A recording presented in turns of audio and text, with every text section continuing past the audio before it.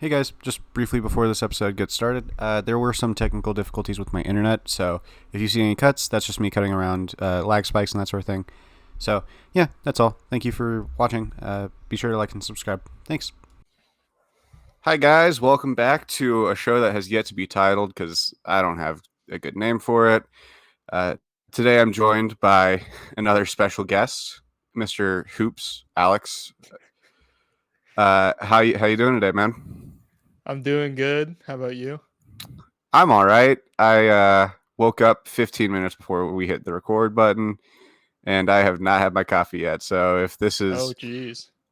if I don't work as well as I used to, that's why.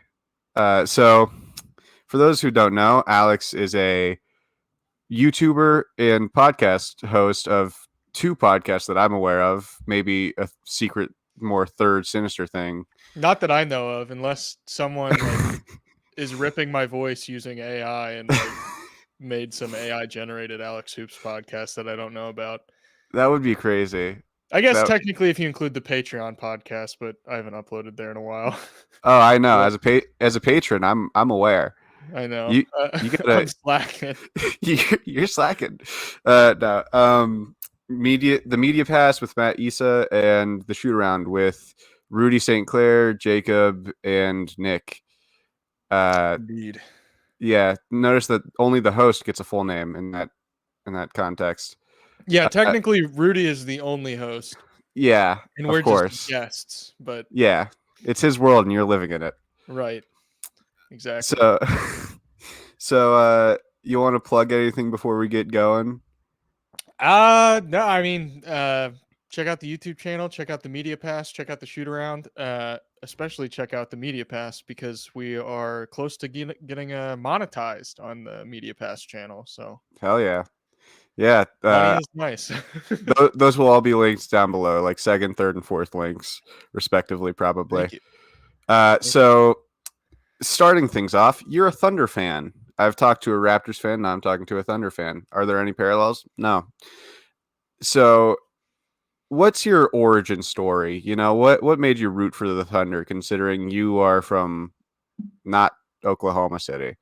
So there's there's a running joke now that I'm a Timberwolves fan disguised as a Thunder fan, which is funny because those two fan bases have been pitted against each other this season.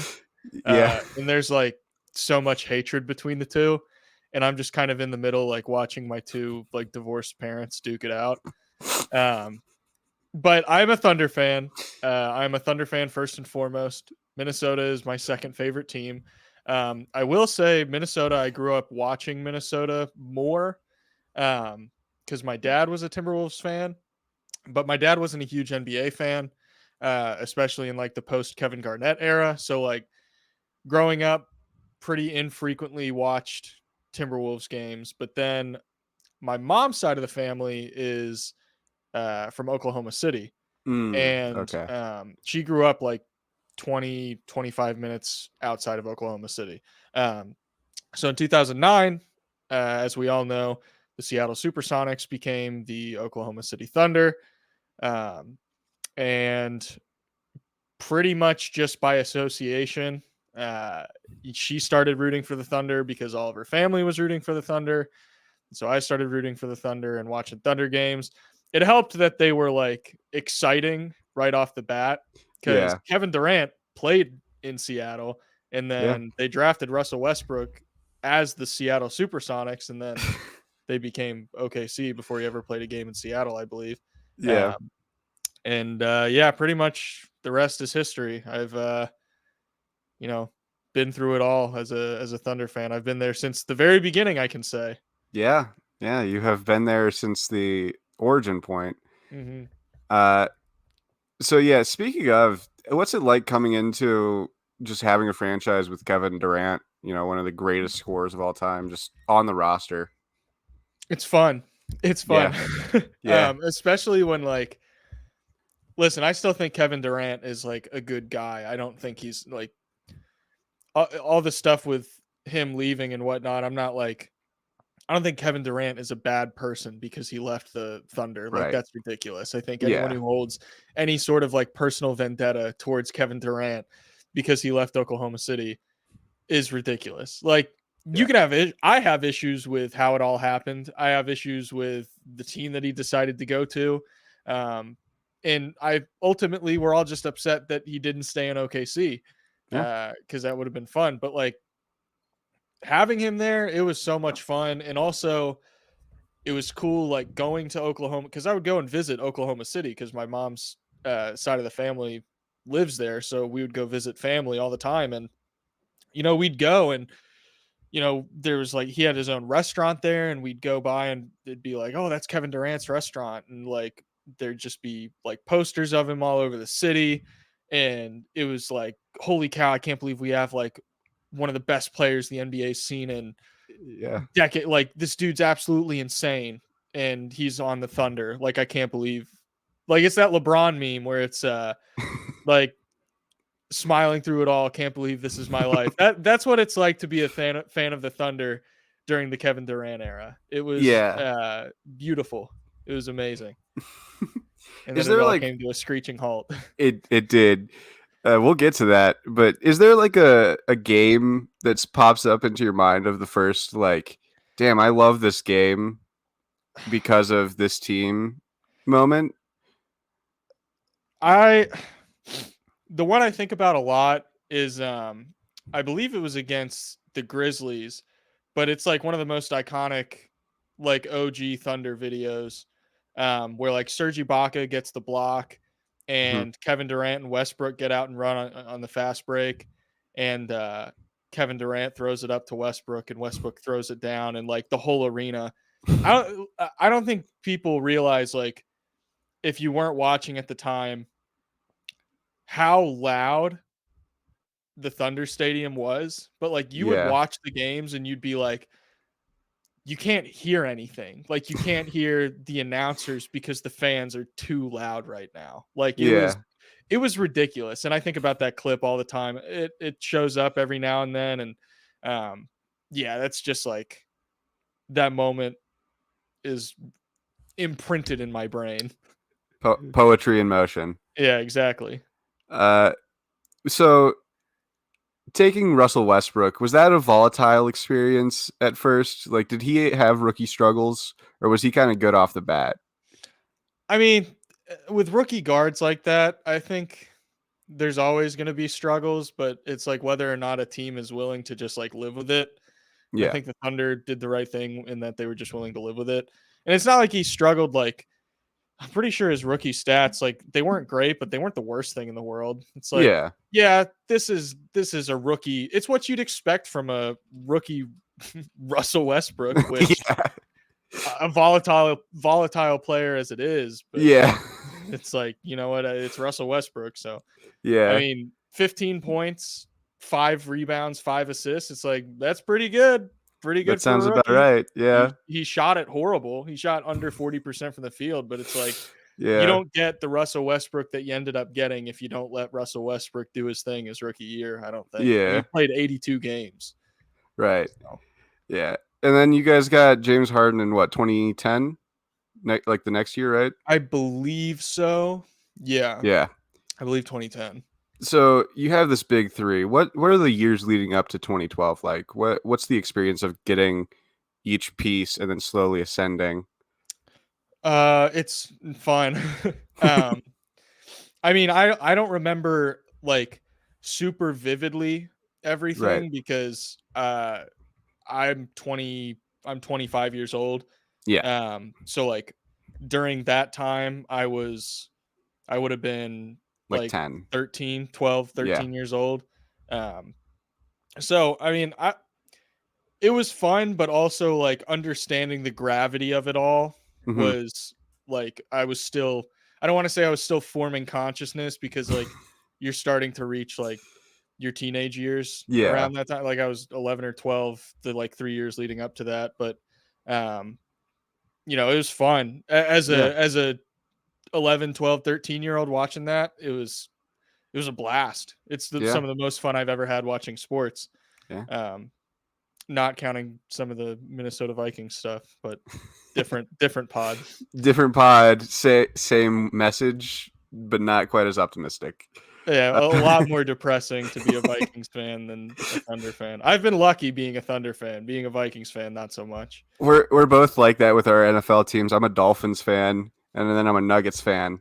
So to have, Nuggets, wahoo, Dolphins, don't talk to me about them. But Have the Dolphins then, won a Super Bowl? yeah, they've won a few back in like Hey, the I was just '70s. hey, both your franchises have won a ring, so Yeah, it's just I that don't want to hear I don't want to hear nothing about suffering. they haven't won a playoff game since I was born, Alex. Oh, boo-hoo. Yeah. All right. And then moving on to 2012, you guys finally crack through the Western Conference, and this is like the Western Conference of death. You had the San Antonio Spurs still running around. You had the Lob City Clippers. You had other good teams. Like this is a Western Conference that is stacked, and these young up and coming pups, they got up there. What was that? Do you remember that run? I mean, yeah, I remember, parts of it. It's that all like the playoffs, the runs all kind of blur together to me. Yeah. Um, the individual series themselves, there's bits and pieces that, um, I'll go back and watch clips of, but for the most part, it's just like it was a bloodbath. I mean, in 2011, you had Dirk dismantling. It was, I believe, on that playoff run, Dirk took down the young, like exciting Portland Trailblazers, Yeah. then the like young, exciting OKC Thunder, and then the Lakers, Yeah. or some order like that. And that was just like a testament to how tough it was. And then the year after that, the Thunder went on their finals run, Yeah. um, and took down some of the same teams that Dirk had to take down. And Yeah. it's fun how competitive that Western Conference was. And I think we're kind of in a similarly competitive Western Conference now with just like, holy cow, all these teams are really, really, really, really good. Yeah. The play-in has KD, Luca, LeBron, and Steph right now. Yeah. So I you're like, all right, finally we have a chance at making the playoffs, and you have to play Luca to get in, and then if you lose that, you have to play one of KD or not KD. You have to play one of LeBron or Steph. We're living in Mhm. a terrible conference. And then I look over at the East, and the Hawks and Bulls are in the play-in. Right. Make a conference list, Adam. Uh, but yeah, then after that run concludes, at unfortunately for a Thunder fan, with the Thunder losing. What is the mindset you see when you, because that offseason is the season that James Harden was traded, right? Yes, I believe so. Let me double Yeah, check that, but I'm pretty sure. yeah. Yeah. Hmm. So what was that like? Because you had just made the finals, and then you're like, we're trading who to where? Yeah. Why? So I agree that like it's very easy to look back on what James Harden became Yeah. and be like, this was the dumbest trade ever. And it was Hmm. pretty dumb. And the problem that I have with it is that it was a financial decision, not like a Right. basketball decision, which is what makes me the most mad. Yeah. Um, but at the same time, I also don't think James Harden becomes James Harden if he isn't traded, because you think like he got traded to the Rockets and Yeah. Morey Ball is what unlocked James Harden. Like Yeah. that is what allowed James Harden to become. Do I think James Harden would have been a star regardless of if he had like the whole Houston Rockets basketball philosophy built around him? Yeah, I still think he would have been an all-star regardless. I think he would have been an Yeah. all-star in OKC. But the levels to which James Harden ascended to, I feel like that wouldn't have happened in OKC just by nature of like, yeah, you're playing alongside Russell Westbrook and Kevin Durant. There's So only many one shots. basketball to go around. Yeah. Um, he still would have been the third star, Yeah. but he wouldn't have become 36 point per game, 11 assists, 8 rebounds, basically, 5 straight games averaging 50, 60 points, whatever it was, like one of the most ridiculous scoring stretches in NBA history. I don't think that Yeah. happens if he isn't traded. So, like, on one hand, yeah, it stings because you see what James Harden became, but Right. also you have to look at it logically and be like, okay, yeah, this is what he became. He would not Yeah. have become that in OKC. Yeah. That But ultimately he that's should not have been traded. It was right. silly to trade him. Yeah, because you guys got what, Kevin Martin for him, right? Kevin Martin, yep. And like Kevin Martin's fine. Right. He was a decent role player, but that's like trading. That's like if the Nuggets had lost had after the loss in the Western Conference Finals, they traded like Jamal Murray Right. for for Jamal like Jordan Clarkson. Like Jordan Clarkson's fine, but he's not Jamal Murray. Right. Um, and then immediately the year after is when he broke out, which I'm sure felt lovely at the time. Right. Yeah. Um, That sucked. yeah, yeah, because as and that made one of the teams that like made your guys' life a little harder in the West. Um, James Harden is insane. Looking back on his prime, it's like you did what now? You Yeah. average, huh? It's ridiculous. It's like Luka numbers, but like back in 2016-17. Um, yeah, it's crazy. But after that, I mean, the Thunder are still good for a while. You know, you have the KD MVP, which is 2014, I think, and then he gets the Jones fracture. Yep. What's the Jones fracture you're like? Let me look back on it. That Open the scrapbook. yeah, was that yeah, okay. That I was think that was 2015. I want to yeah, say.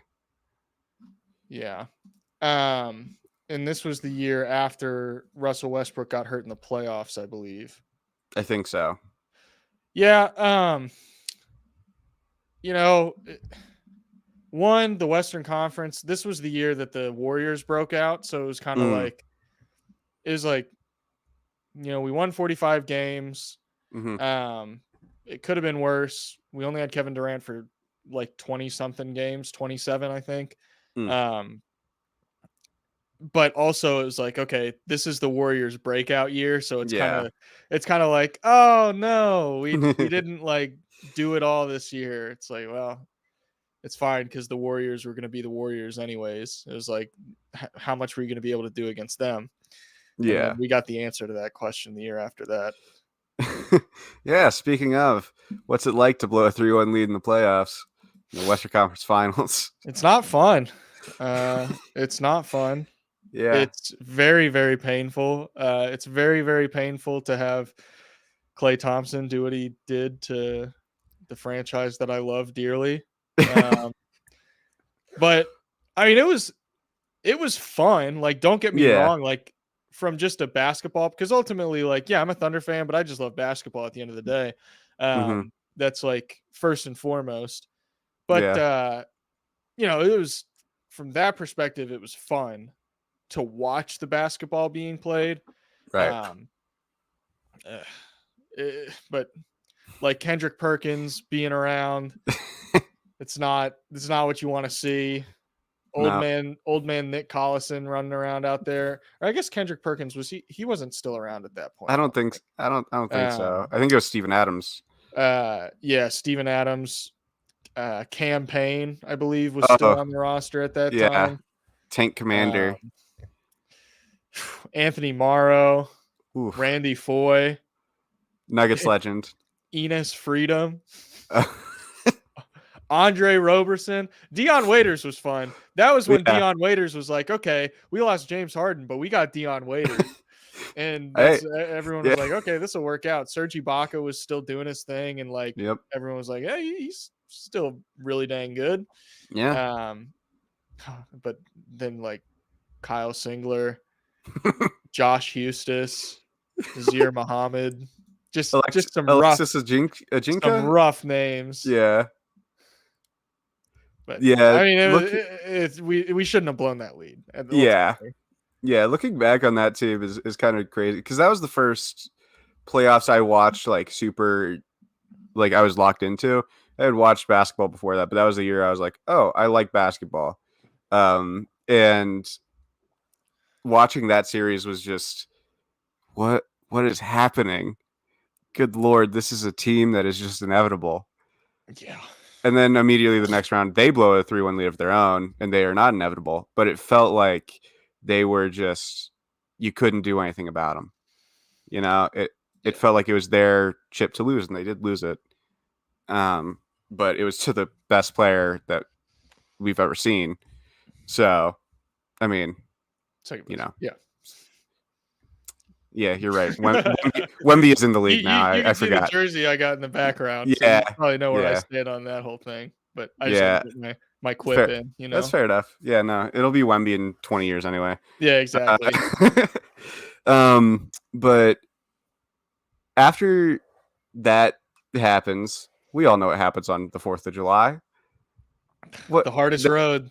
the Wojnarowski bomb pops up on your phone.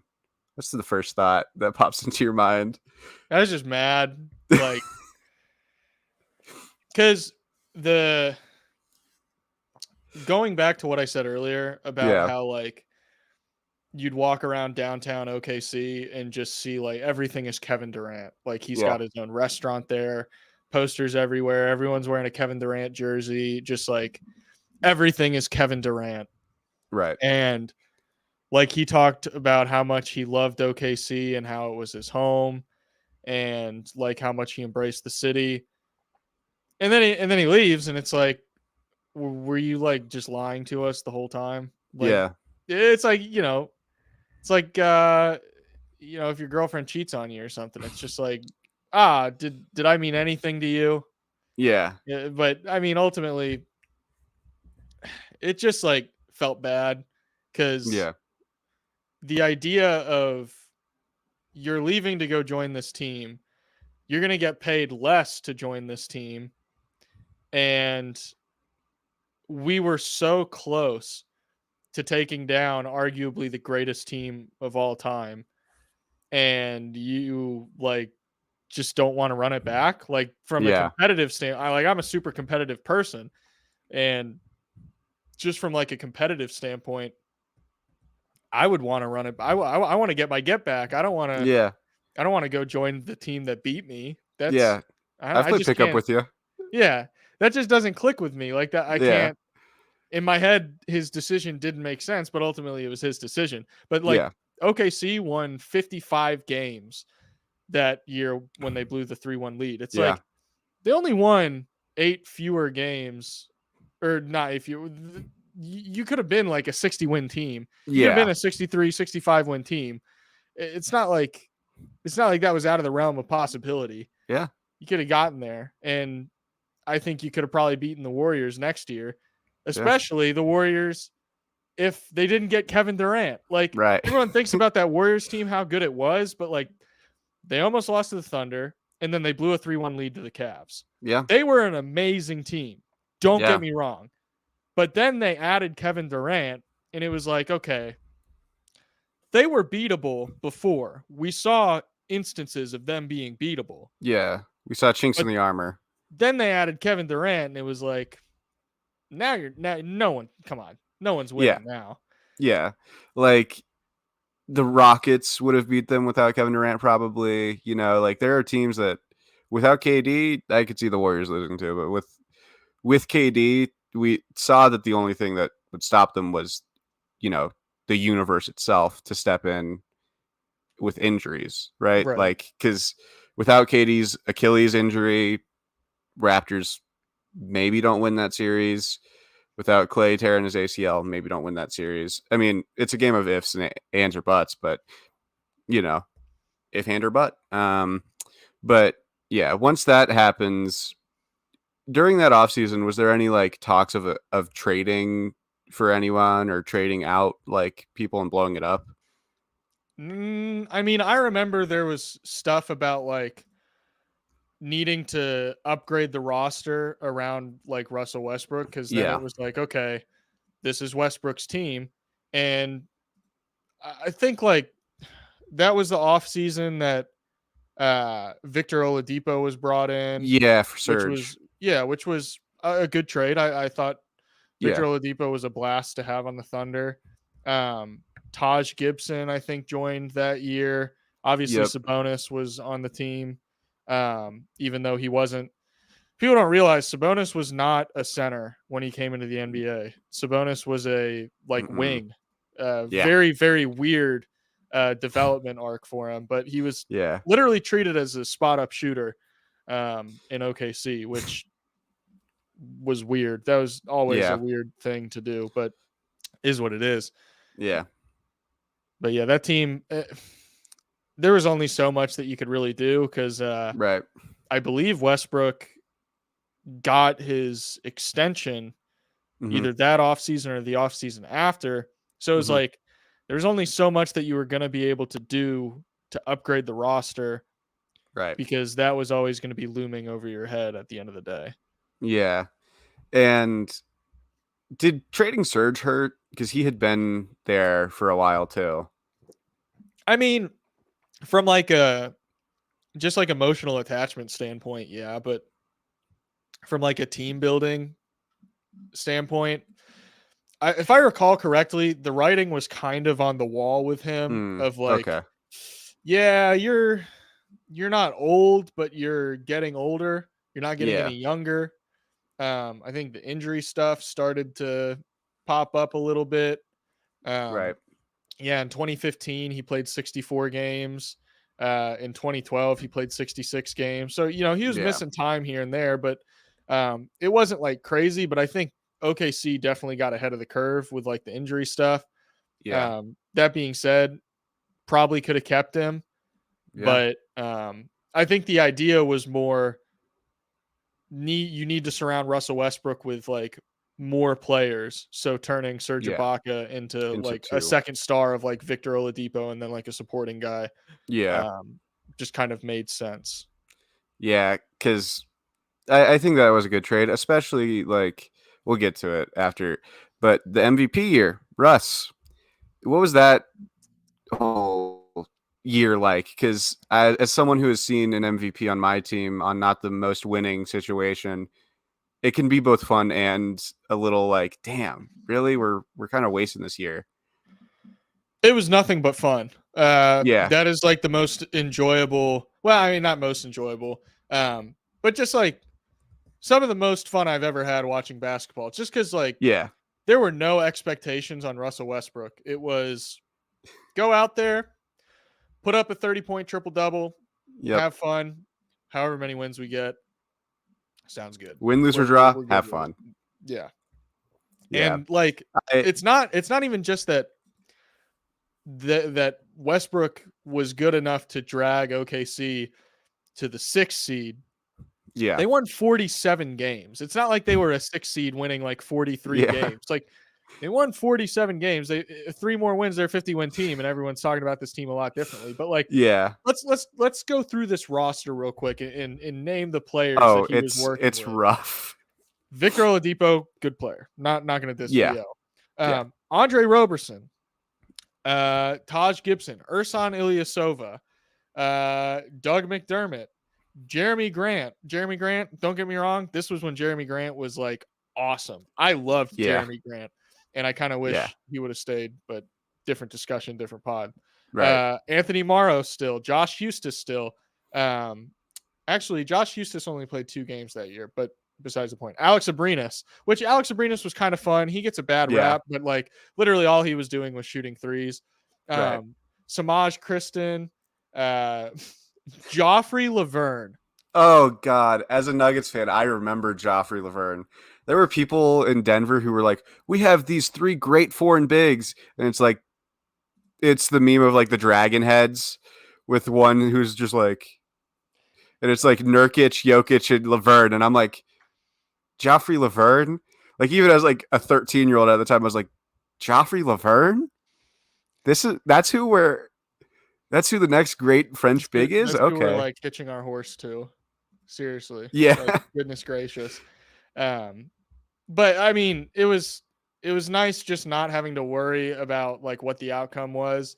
And then Yeah. obviously you get some legendary moments. Like the fact that he was averaging a triple double, people don't realize this, but like, or I guess take it for granted. I think people realize this, but they take it for Yeah. granted. Triple doubles were not like a big, massive thing that happened all the time until Russell Westbrook. Like, Yep. Russell Westbrook started doing it, and then everybody started doing it. But Yeah. before Russell Westbrook was doing it, it was not like nearly even remotely as common as it Nah. became.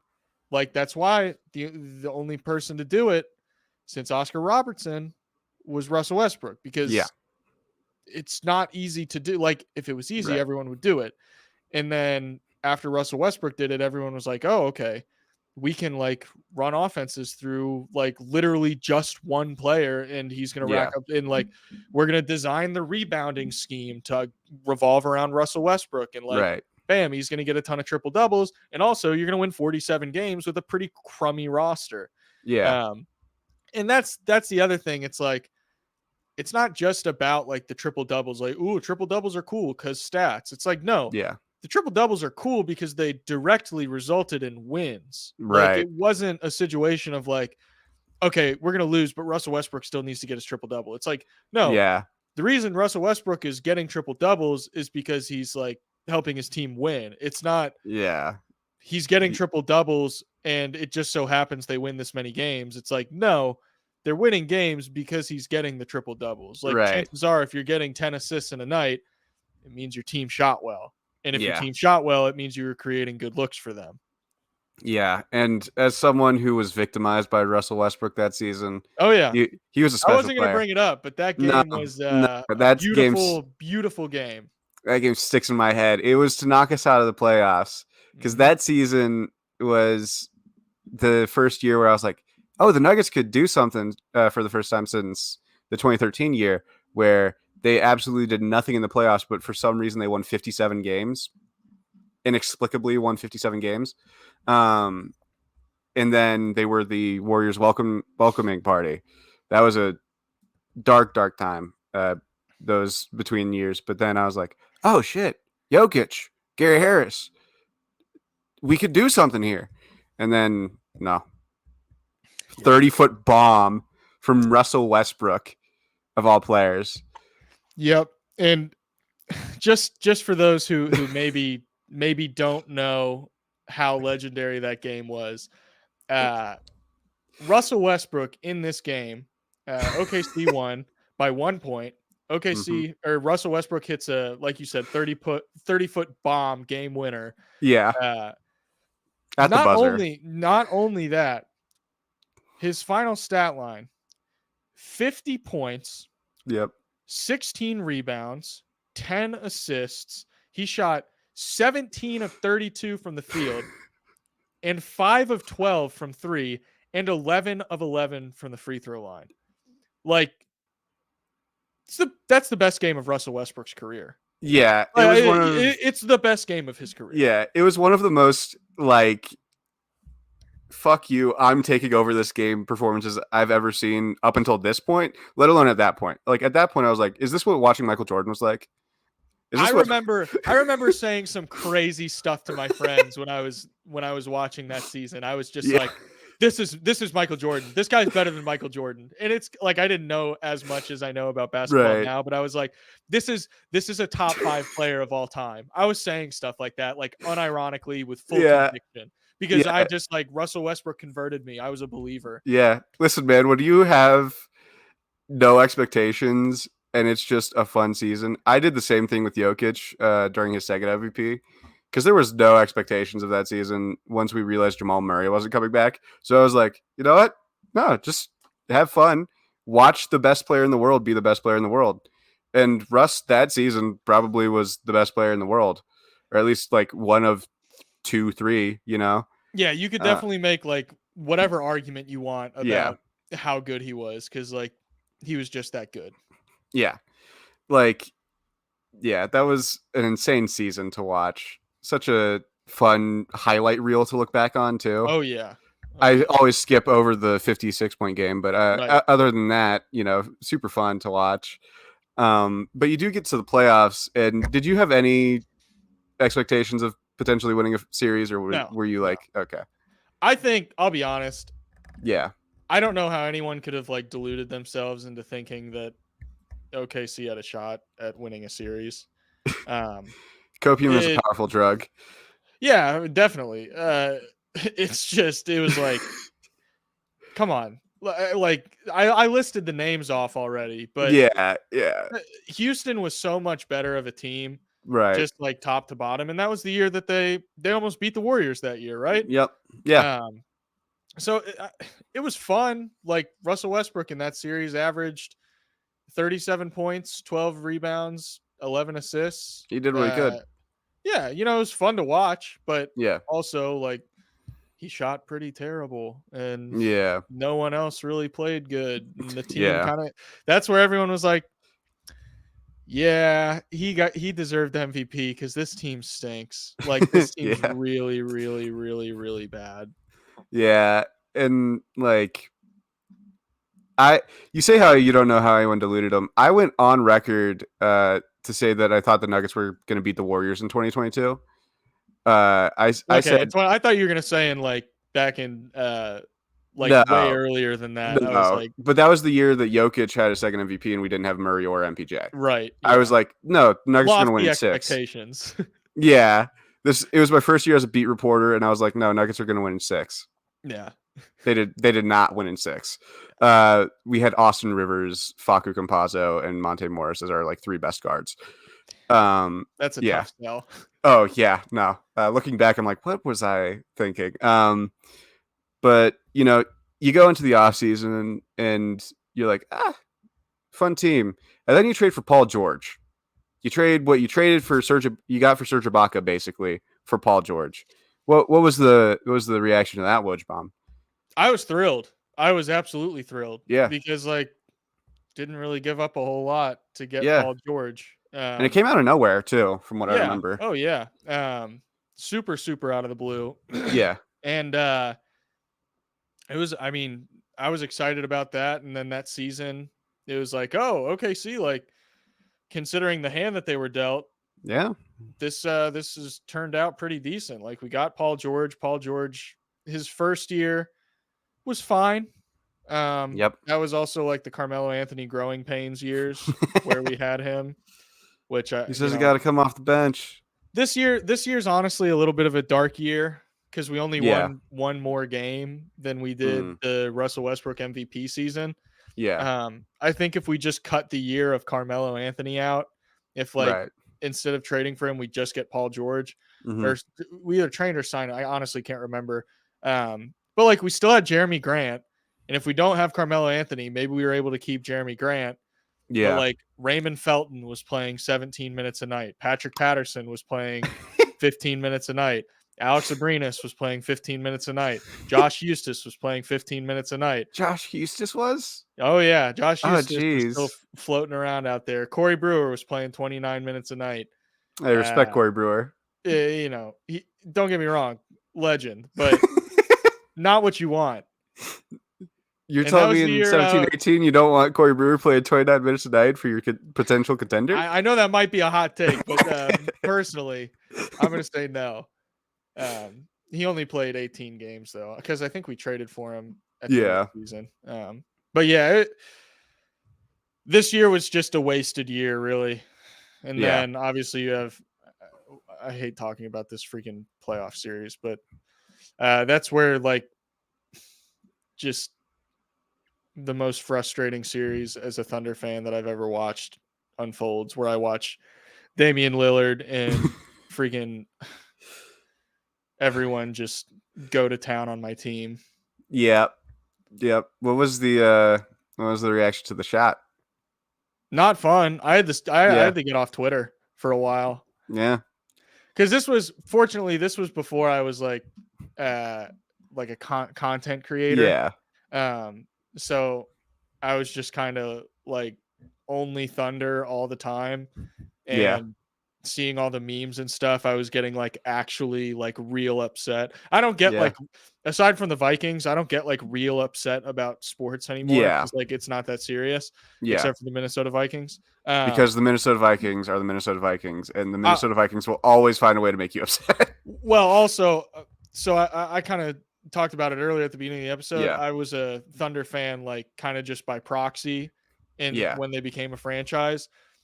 But the Vikings, I've been rooting for the Vikings since I was like a In the womb. child, like Yeah. literally a child. You can find pictures of me. Well, you can't find pictures of me in my Vikings gear when I'm 5 years old, but there are pictures out there Yeah. of me when I'm like 5 years old in full Vikings get up on game day. So Yeah. I actually get like real upset about the Vikings, but Right. the Thunder, it's like, in any basketball I watch, it's just like, at the end of the day, it's not that serious. Don't let yourself get upset by Twitter. But Yeah. that series, it was like, I'm so mad. I gotta get off Twitter because everyone's making fun of my team. Yeah. I couldn't do it. I couldn't do it. Yeah. That's an insane shot. Like, I know I heard someone recently talk about it, but like seeing Paul George's quote, that was a bad shot. It was a bad shot. It was a Anyone who bad says shot. it was a good, it's a good shot because it went in, but it's a bad Yeah. shot. But If like, he missed that, everyone would yeah. have been like, "Why did you take that shot?" But it Yeah. went in, so no one has that discussion, and that's Yeah. fine. Good for Damian Lillard. It was a great Yeah. shot. Yeah. He set OKC up for the future. Yeah. And then after that, that's the offseason that you guys blew it up, right? Well, we skipped the Carmelo Anthony year. Oh yeah, no. Because that's the year we lost to the Utah Jazz. Yeah, and Carmelo nobody cares about the Utah Jazz until I have Yeah, I to. mean, I was like, we're not seriously going to talk about that series. I just skipped the Carmelo Anthony year because Yeah, that was a wash. But the Paul yeah. George MVP, top 3 MVP, that was fun. Briefly, I do want to get back at you and say, how about that Gary Harris buzzer beater that season? You know what? Fine, why not? Sure. Listen, that's one of the core Gary Harris memories that sticks out to me. And I talked to Samson last episode about like cult role player heroes, which I'm sure OKC has had their handful of. Oh, we've had plenty, yeah. Yeah, Gary Harris is not necessarily like a cult hero role player because he's a bit better than that. But like people don't know how good prime Gary Harris was. Oh yeah, he was. People thought Gary Harris was going to be like fringe star. Yeah, when he was like breaking out. Gary Harris rocked. Gary Harris. Yeah. Gary, quote unquote, Gary Harris. That's like his nickname. Yeah, Gary Harris. Because I mean, when I do like inevitably just a solo pod about like what it's like to be a Nuggets fan, I'll get more into my Gary Harris shtick. Yeah. But it's not even a shtick. Like I genuinely just love Gary Harris because as you should. Yeah, he was like I thought he was going to be number 2 instead of Jamal for a while. But yeah, MVP G13. How that was fun.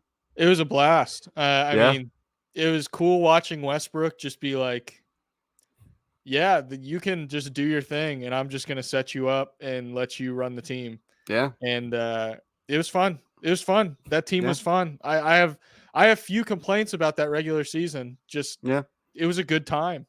Yeah. And then moving on, you guys trade Russ and PG for what 10 first round picks between the two or something like that.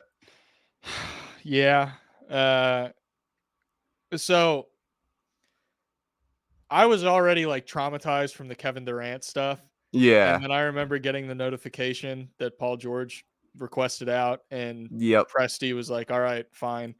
And they traded him. And this was, mind you, this was right after Paul George signed an extension. I remember that.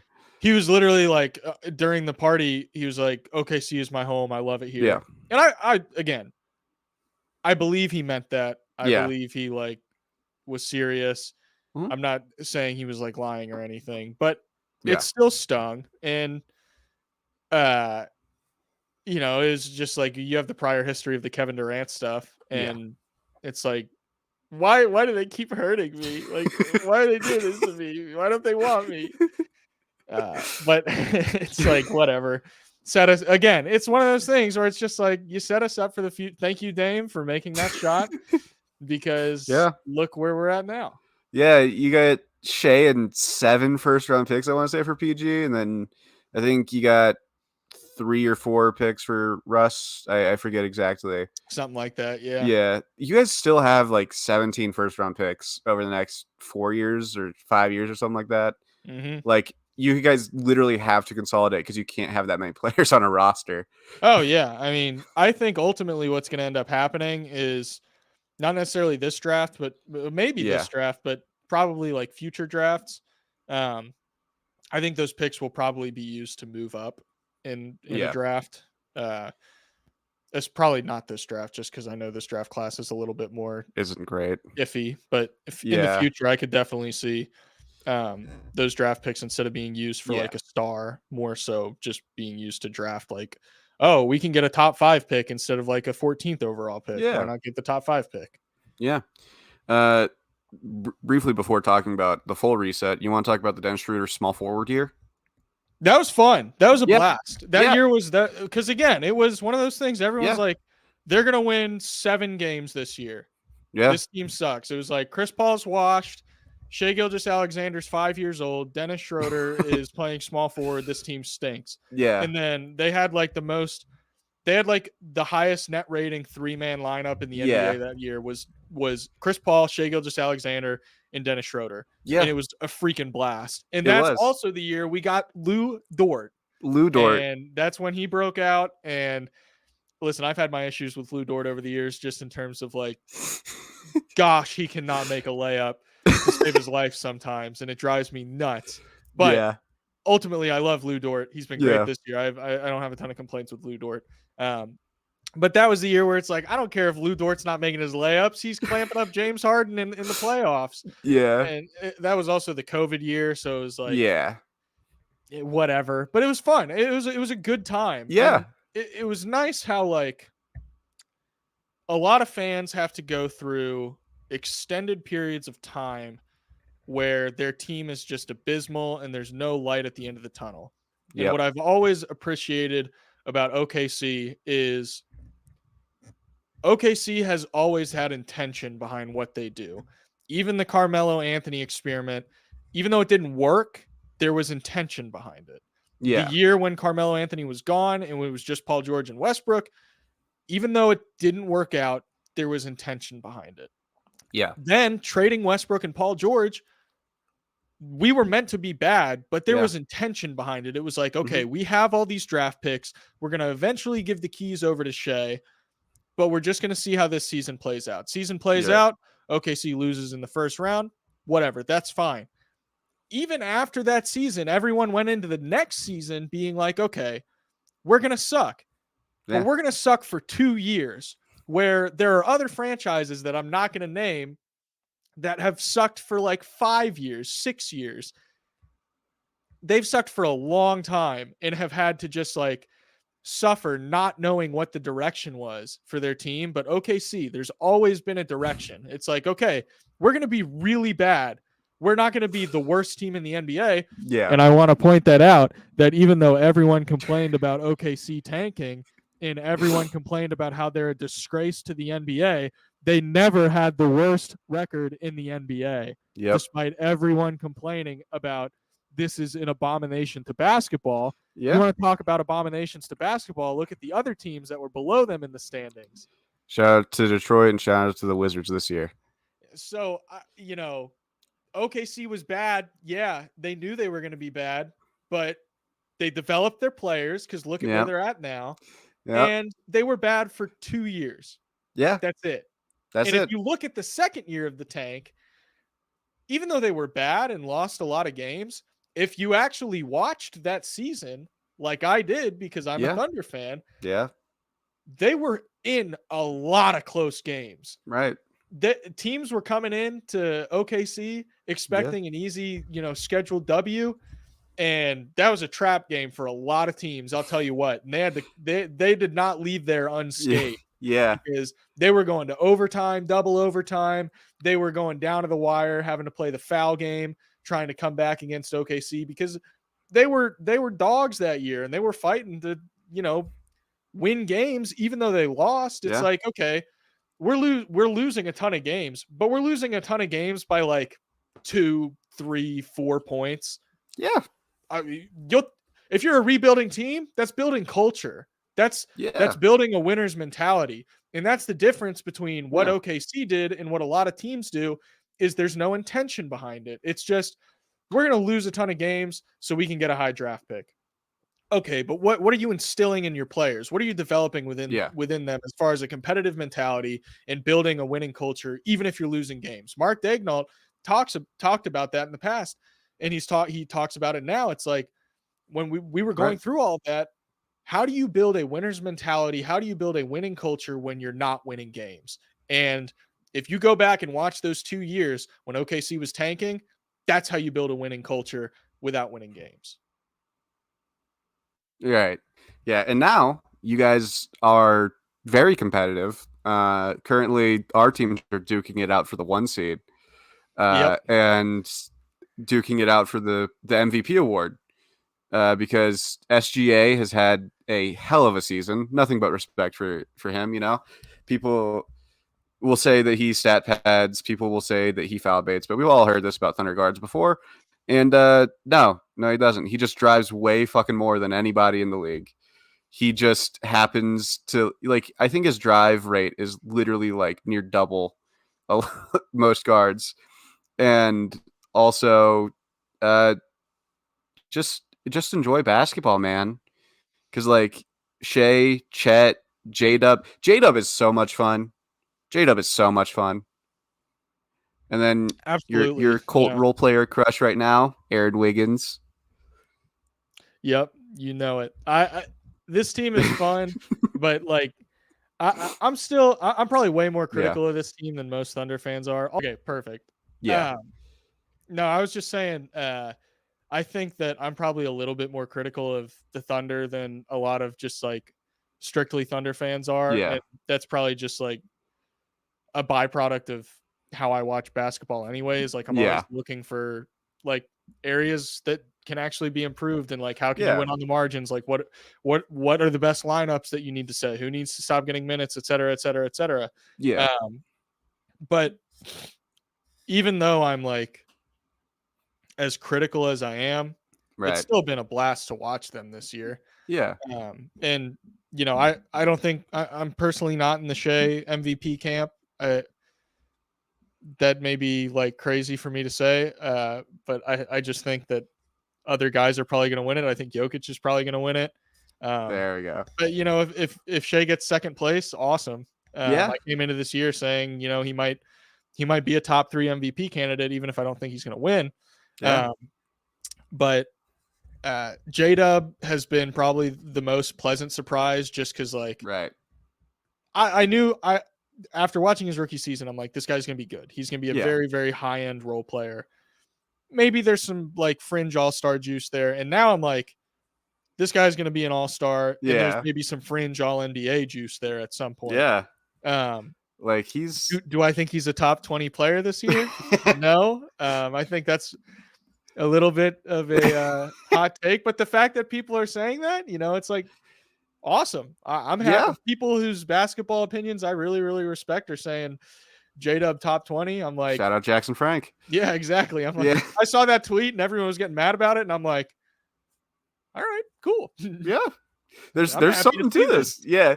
Because Jackson Frank is, for those who don't know, great writer. You can go check him out on Twitter. Yeah, Very good basketball mind. I respect his opinion on basically anything basketball. And he was just like, yeah, no, J-Dub, top 20 player, by the way. Twitter got so mad. I have never seen Twitter as bad about the people Thunder lost in their recent mind. memory.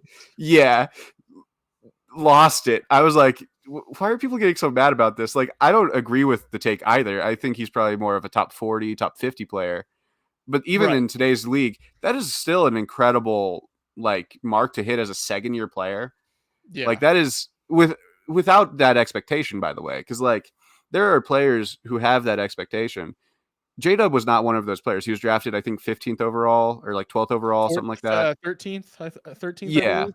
Yeah, it was him and Usman Jang back to back. I think Usman Jang was the 13th pick, and I think J Dub was the 12th Oh, pick or J-Dub something like was that. 11th. Okay. 12th.